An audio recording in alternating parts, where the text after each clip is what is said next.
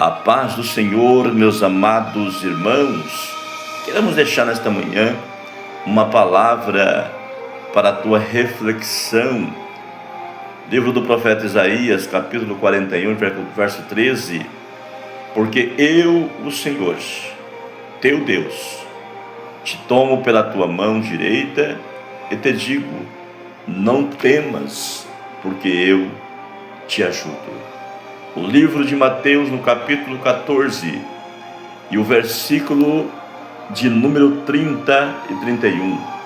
Mas, sentindo o vento forte, teve medo, e começando a ir para o fundo, clamou dizendo: Senhor, salva-me. E logo Jesus estendeu as mãos, segurou-o e disse-lhe: homem de pequena fé, por que duvidaste? Quando nós olhamos esse texto sagrado, Mateus escrevendo, ele narra esta história.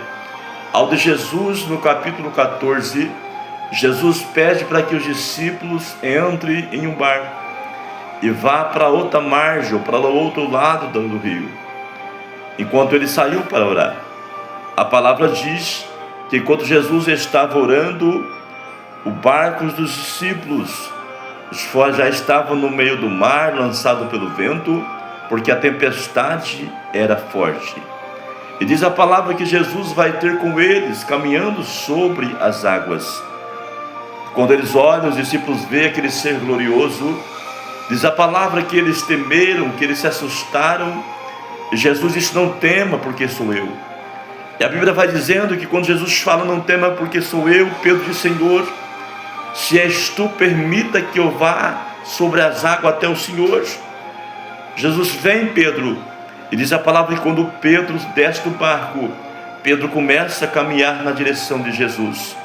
Mas diz a palavra que Pedro começa a observar o vento que era forte.